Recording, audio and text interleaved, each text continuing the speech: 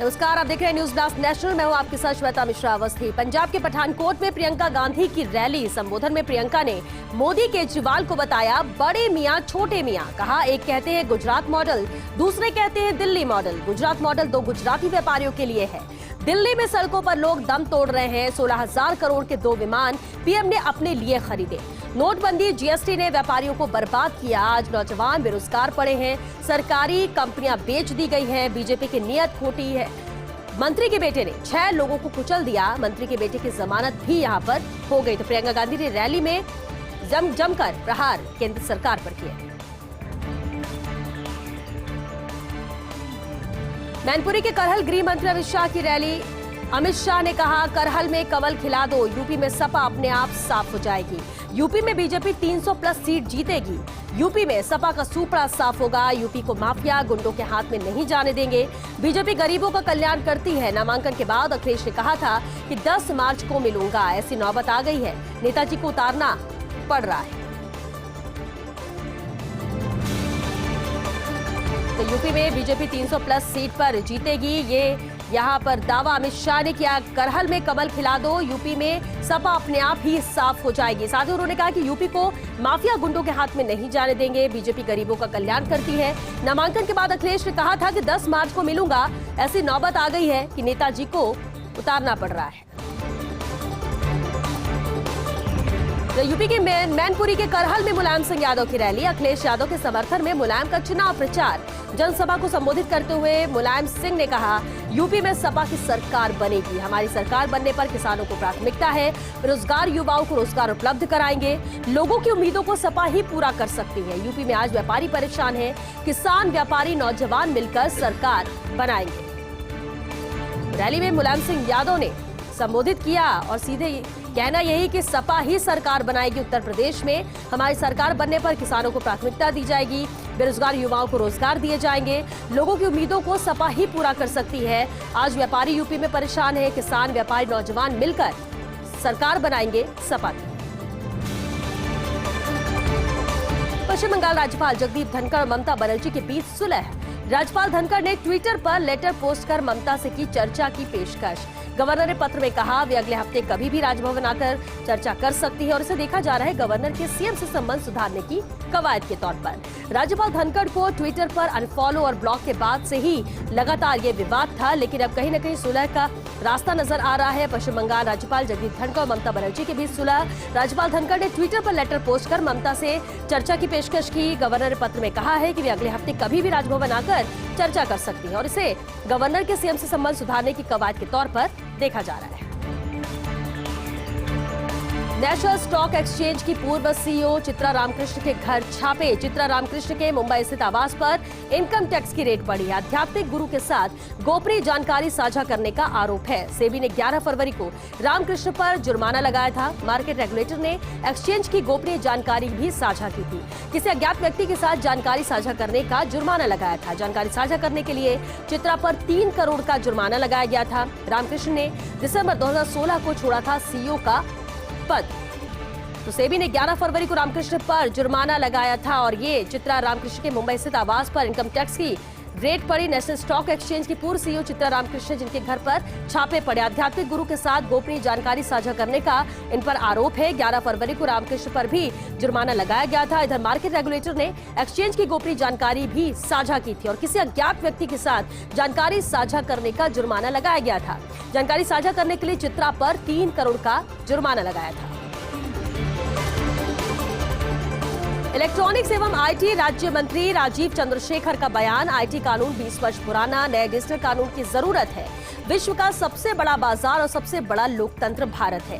Digitisation को manage करना भारत के लिए महत्वपूर्ण है। अन्य देशों के लिए उदाहरण बन सकता है भारत। तो आईटी कानून 20 वर्ष पुराना, नए डिजिटल कानून की जरूरत है। इलेक्ट्रॉनिक्स एवं आईटी राज्य मंत्री राजीव चंद्रशेखर ने बेहद अहम बयान दिया। विश्व का सबसे बड़ा बाजार और सबसे बड़ा लोकतंत्र भारत है। डिजिटाइजेशन को मैनेज करना भारत के लिए महत्वपूर्ण है। अन्य देशों के लिए उदाहरण बन सकता है भारत। देश में कम होता जा रहा कोरोना का असर, केंद्र ने दिया संकेत, खत्म हो रही है कोविड की तीसरी लहर। केंद्रीय स्वास्थ्य मंत्रालय ने राज्य सरकारों को इसे लेकर निर्देश दिए हैं। हटाई जा सकती है तीसरी लहर रोकने के लिए लगी पाबंदियां भी। बहाल की जा सकती है सार्वजनिक और आर्थिक गतिविधियां। एक्टिव केस और पॉजिटिविटी देखकर फैसला राज्य सरकारें करें। हालांकि राजस्थान समेत कई राज्यों में पाबंदियां हटाई जा चुकी है। केरल माकपा के दो प्रसिद्ध युवा चेहरे विवाह बंधन में बंधे। सबसे युवा महापौर और सबसे युवा विधायक की शादी हुई। दिसंबर में तिरुवनंतपुरम की मेयर बनी 21 वर्षीय आर्या राजेंद्रन।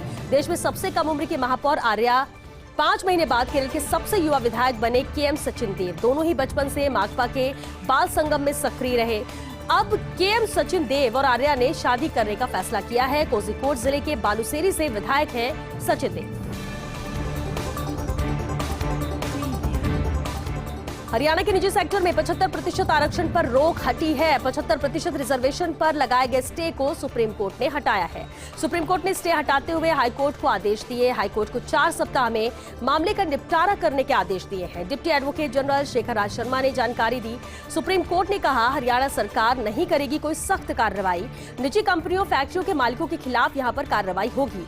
संबंधित एक्ट का पालन नहीं करने के लिए ये सख्त कार्रवाई की जाएगी। राज्यसभा की एक सीट अटकने से ममता बनर्जी नाराज। गोवा के लुइजिनो फ्लेरियो ने तृणमूल कांग्रेस को धोखा दिया। तृणमूल कांग्रेस और फ्लेरियो के बीच हुआ था समझौता। तृणमूल कांग्रेस ने फ्लेरियो को बना दिया राज्यसभा सदस्य। विधानसभा चुनाव के बाद राज्यसभा से इस्तीफा देते हैं फ्लेरियो, जिसके बाद यशवंत सिन्हा को मिल जाती है राज्यसभा की सीट। लेकिन अब फ्लेरियो का विधानसभा चुनाव लड़ने से इनकार है।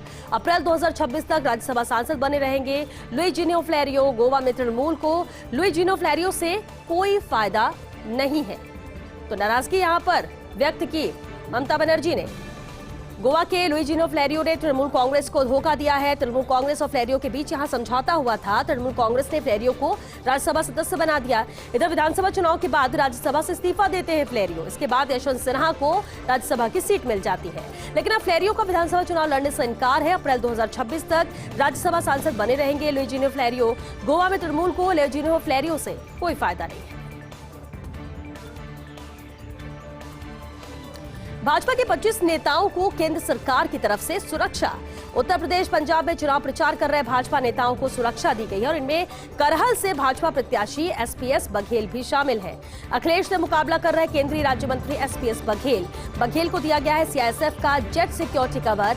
भदोही के सांसद रमेश चंद्र बिंग, दिल्ली के सांसद हंसराज हंस और भी कई भाजपा नेताओं को केंद्र सरकार से विशेष सुरक्षा यहाँ पर दी गई है।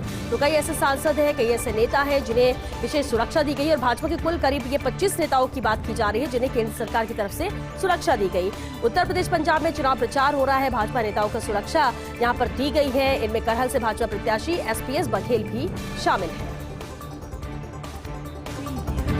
भारत में लोकसभा और राज्यों की विधानसभाओं का हाल।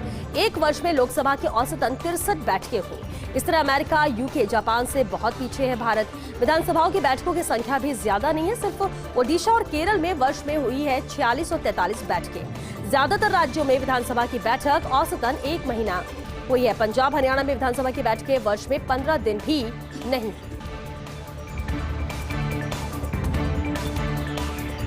असम के मुख्यमंत्री शर्मा के खिलाफ हैदराबाद में मामला दर्ज हुआ है। हेमंत बिस्वा शर्मा के खिलाफ हैदराबाद पुलिस ने दर्ज किया है मामला। उत्तराखंड में किया राहुल गांधी के खिलाफ अभद्र भाषा का उपयोग। राहुल गांधी ने उठाए थे 2016 की सर्जिकल स्ट्राइक पर सवाल। इस पर शर्मा ने राहुल के खिलाफ किया अभद्र भाषा का उपयोग। तेलंगाना प्रदेश कांग्रेस अध्यक्ष रेवंत रेड्डी ने पुलिस से इसे लेकर शिकायत की। जुबली हिल्स पुलिस थाने में शर्मा के खिलाफ मामला दर्ज किया गया है। तो हैदराबाद में मामला दर्ज किया गया है हेमंत बिस्वा शर्मा के खिलाफ। रविवार को मुंबई में लंच करेंगे चंद्रशेखर राव और उद्धव ठाकरे। तेलंगाना के मुख्यमंत्री चंद्रशेखर राव का मुंबई जाने का कार्यक्रम है। महाराष्ट्र के मुख्यमंत्री उद्धव ठाकरे के साथ दोपहर का भोजन होगा। साथ में भाजपा के खिलाफ विपक्ष की रणनीति पर भी विचार विमर्श होगा। फोन पर ममता बनर्जी, देवेगौड़ा से बात कर चुके हैं चंद्रशेखर राव। भाजपा के खिलाफ विपक्ष को एकजुट करना चाहते हैं चंद्रशेखर राव और इस बीच इन दोनों के बीच जो मुलाकात होगी, लंच होगा, वो भी बेहद अहम रहेगा। केसरगंज के भाजपा सांसद बृजभूषण शरण सिंह का बयान, भगवान राम के वंशज हैं। एआईएमआईएम के प्रमुख असदुद्दीन ओवैसी क्षत्रिय थे, ओवैसी के पुरखे बाद में बन गए मुसलमान। ईरान से भारत नहीं आए थे असदुद्दीन ओवैसी के पुरखे। गोंडा से भाजपा प्रत्याशी हैं बृजभूषण शरण सिंह के पुत्र प्रतीक भूषण सिंह का प्रचार कर रहे थे बृजभूषण शरण सिंह, और इस दौरान उन्होंने ये बयान दिया। केसरगंज के भाजपा सांसद बृजभूषण शरण सिंह का ये बेहद अहम बयान, जहां उन्होंने कहा कि भगवान राम के वंशज हैं। एआईएमआईएम के प्रमुख असदुद्दीन ओवैसी क्षत्रिय थे, ओवैसी के पुरखे बाद में मुसलमान बन गए। ईरान से भारत नहीं आए थे असदुद्दीन ओवैसी के पुरखे। गोंडा से भाजपा प्रत्याशी हैं बृजभूषण शरण सिंह के पुत्र प्रतीक भूषण सिंह का प्रचार कर रहे थे बृजभूषण शरण सिंह, और इसी दौरान उन्होंने ये बयान दिया। पूर्व सांसद धनंजय सिंह उत्तर प्रदेश चुनाव में जदयू उम्मीदवार हैं। जौनपुर की मल्हानी विधानसभा सीट पर वो चुनाव लड़ रहे हैं। उत्तर प्रदेश एसटीएफ ने वापस लिए धनंजय सिंह के खिलाफ आरोप। ब्लॉक प्रमुख अजीत सिंह की हत्या की साजिश का आरोप था। जुलाई 2021 में लखनऊ कोर्ट से फरार घोषित हुए थे धनंजय। भाजपा ने भी पूर्व सांसद कृष्ण प्रताप सिंह को टिकट यहां दिया है। उत्तर प्रदेश एसटीएफ ने वापस लिए धनंजय सिंह के खिलाफ आरोप। इस वर्ष उत्तर प्रदेश चुनाव में बनेगा नया रिकॉर्ड। हिंदुस्तान टाइम्स में अनुराग ठाकुर का इंटरव्यू। उत्तर प्रदेश में भाजपा सरकार बनने के बाद अब सारे माफिया जेल में है। राज्य में सुरक्षा भाजपा के लिए महत्वपूर्ण मुद्दा है। डबल इंजन सरकार होने से राज्य में सुरक्षा की स्थिति मजबूत होगी। बुआ और बबुआ की सरकार से पीछा छुड़ा चुका है उत्तर प्रदेश। इस बार भी भाजपा को ही जिताएगी उत्तर प्रदेश की जनता। केंद्रीय सूचना एवं प्रसारण मंत्री अनुराग ठाकुर, जिन्होंने ये बेहद अहम बातें कही अपने इंटरव्यू में। हिंदुस्तान टाइम्स में अनुराग ठाकुर का ये इंटरव्यू आया, जिसमें उत्तर प्रदेश में भाजपा सरकार बनने के बारे में सारे माफिया जेल में है। राज्य में सुरक्षा भाजपा के लिए महत्वपूर्ण मुद्दा है। डबल इंजन सरकार होने से ही राज्य में सुरक्षा की स्थिति मजबूत हुई है, और अब बुआ और बबुआ की सरकार से उत्तर प्रदेश पीछा छुड़ा चुका है। इस बार भी भाजपा को ही जिताएगी उत्तर प्रदेश की जनता। हिंदुस्तान टाइम्स का संपादकीय, पार्टी छोड़ने वालों से परेशान कांग्रेस को क्या करना चाहिए। अश्विनी कुमार के कांग्रेस छोड़ने के बाद ये गंभीर सवाल है, और इससे पहले पूर्व गृह राज्य मंत्री आरएनपी सिंह भाजपा में शामिल हुए। देश की सबसे बड़ी पार्टी से नेताओं का इस तरह मोहभंग आखिर क्यों? चुनाव के समय नेताओं का पार्टी बदलने का सिलसिला नया नहीं है, लेकिन कांग्रेस में इस्तीफों की झड़ी हैरतअंगेज सिलसिला है। कांग्रेस शासित राज्यों की भीतरी झंझट में उलझ गई है पार्टी, और ऐसे में कांग्रेस को तत्काल आत्मविश्लेषण करने की जरूरत है। इस तरह भाजपा का विकल्प कैसे बन सकती है कांग्रेस, ये बेहद अहम सवाल।